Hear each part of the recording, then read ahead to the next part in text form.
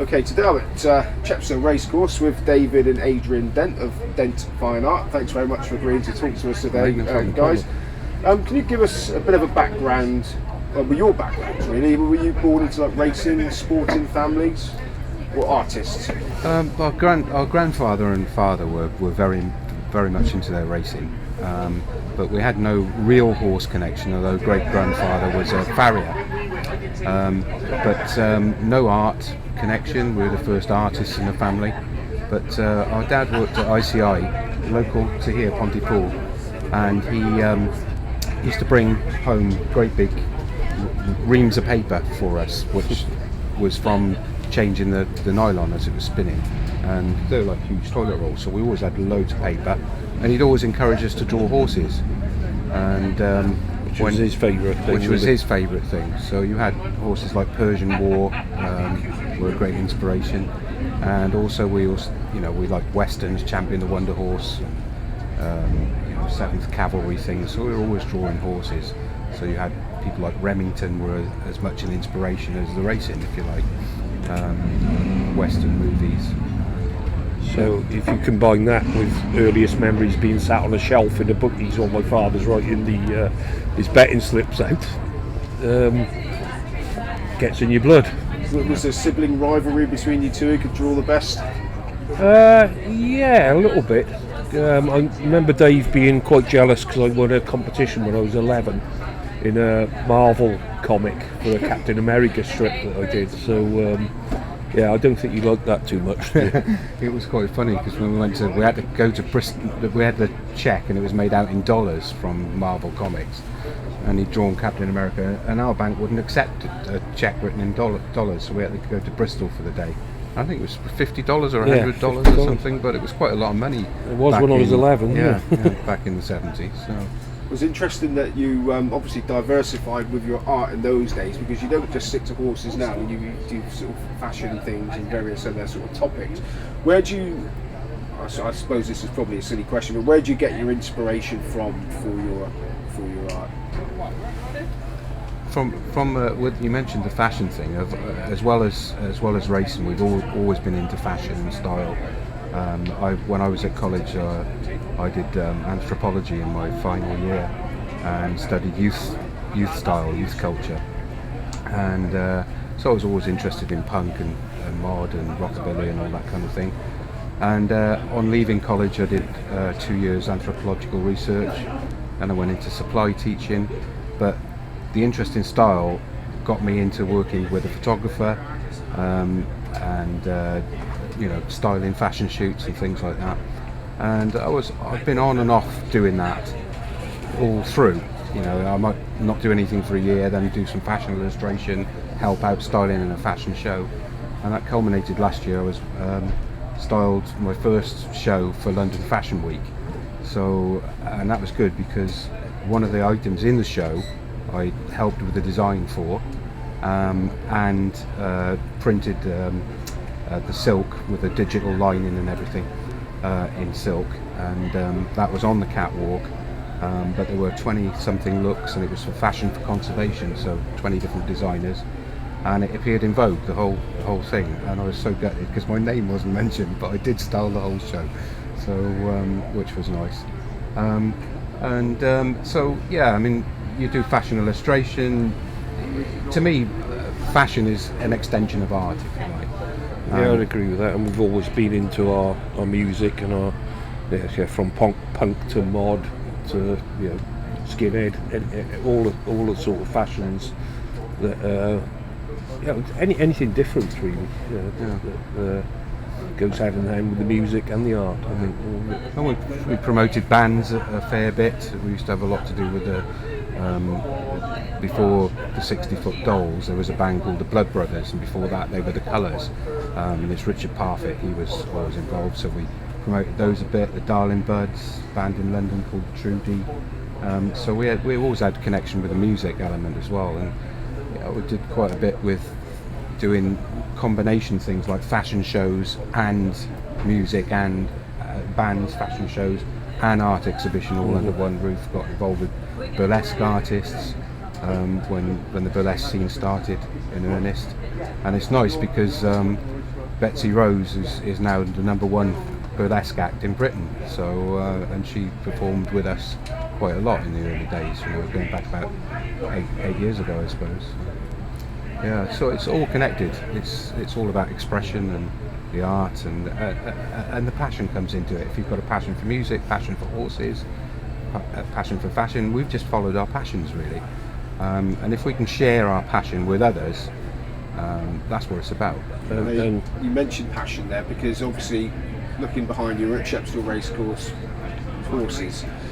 There's several different styles. You seem to, most artists drawing one or painting one style. You guys seem to be able to flip it around and do abstract stuff and then do real life stuff and everything in between. Yeah.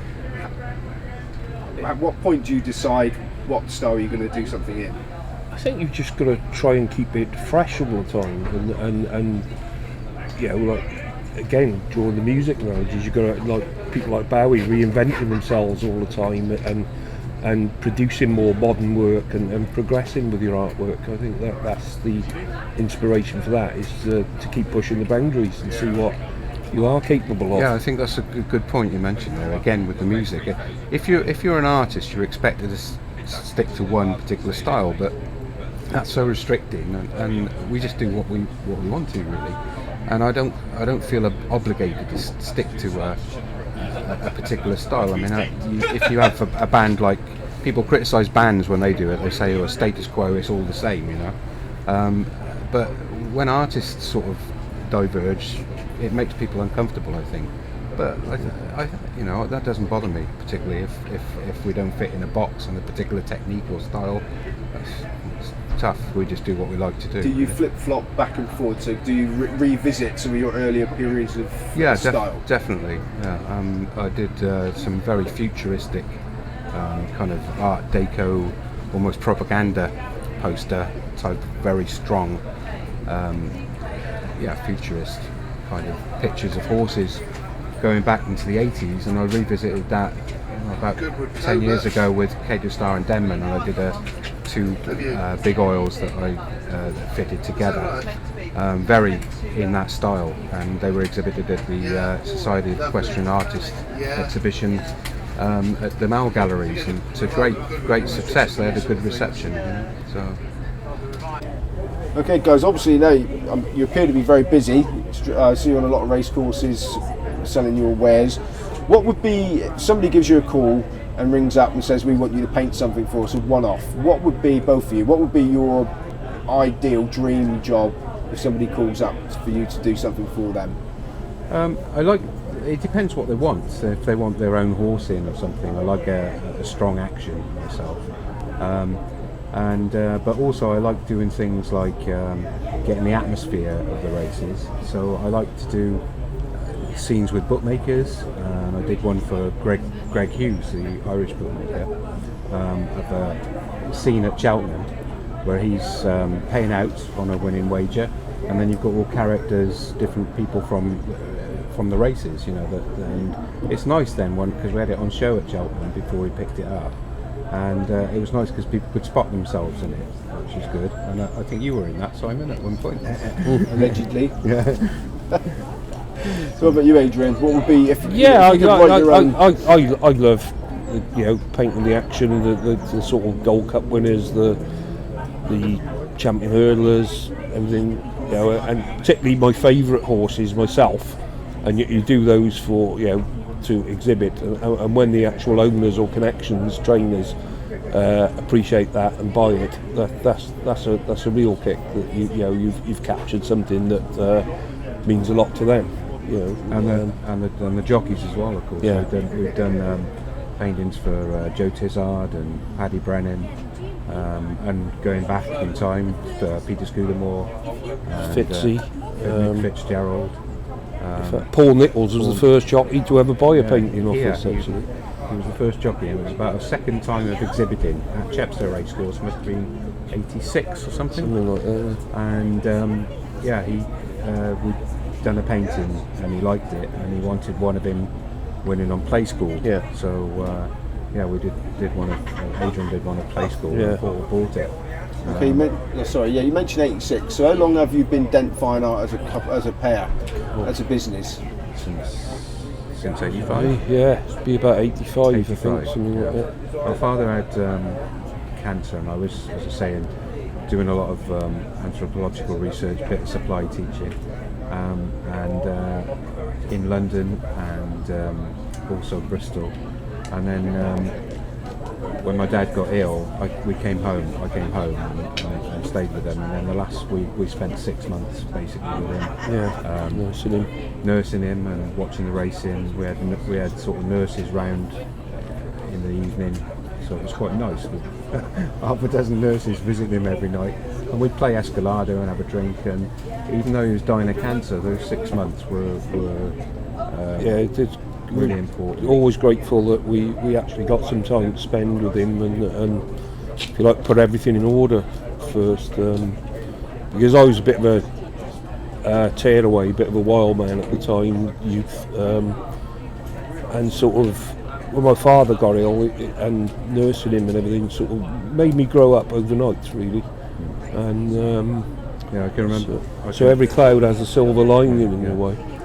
Yeah, that was I guess how we bonded. And Adrian was doing. He'd gone back to school to finish his A levels as a mature student, because he'd been expelled when he was younger. And he was doing his A level art, and he was painting slip anchor. So at this time as well, and that was my dad's favourite horse. And even before he won the Derby, said he had his last big double up was slip anchor and Oh So Sharp, the Derby and Oaks double. So and he was painting them after the Derby. So that was a good time. My other half of my A-level work was the miners' strike with Arthur Scargan. So I used to go around all the pits in South Wales, filming all the sort of mounted horses charging the picket lines and running fights. Had some great fun with that, photographing all that and doing some paintings of it. But when it went off to be marked, all the horse racing stuff came back, and all the miners' stuff just disappeared. So I don't know who ended up with that. Yeah. But, so what now? You're obviously well known for starting a lot of race courses. Where else do you sell your stuff? You got a website, that sort of thing? Yeah, we have a website. We also have exhibited abroad quite a lot. Pardubice in the Czech Republic, St Moritz in Switzerland, Punchestown in Ireland, Prague racecourse, which is a beautiful racecourse. People forget about that. It's 4 miles outside Prague, and it's a lovely flat racecourse. We even had a syndicate out there, about 12 of us, 6 Czechs and 6 British people, and we had 3 horses in training between us, and I think the training fees are £40 a week. So between 12 is peanuts, Yeah, so we had some fun with that. We had some fun with that, and the one horse won at Prague 3 times, I think. And it's, so that was good. And then we've been to Baden-Baden and Deauville. We exhibited for many years in the summer. Auteuil, quite a few other race courses as well around Europe. Anybody seen you in Cheltenham, especially the Montpellier wine bar, knows that you sort of like the lifestyle, you like to enjoy yourselves. Is that important for you as well as forgetting the atmosphere where you're painting? Absolutely. I think you've got to enjoy it. And you've got to throw yourself into the whole thing. Lifestyle, and it's the same with the fashion scene, the racing scene. It's got to be enjoyable. And I think I can remember it in London. Going back maybe 20 years ago, we'd go to the 5th floor cafe at Harvey Nichols, and you'd go in there and there'd be a couple of fashion models, there'd be a few trainers, there'd be Di Williams sat at the bar there or something like that, and there'd be bands. He was training for Duran Duran at one time, wasn't he? And I think trainers, jockeys, they need to get out there and do that a bit more. It's got a bit professional, I think. They go to bed early and they don't drink and don't smoke so much. And I think that's sort of not as lively a scene as it was. It's become more of a business. The whole thing, and the jockeys nowadays are devoted to it. In the old days, I remember the Cheltenham Festival, I won't name any names, but you'd have jockeys rolling back to the hotel all 4 or 5 in the morning, could hardly stand up, and they're racing the next day. So we've had some fun times, fair amount of them.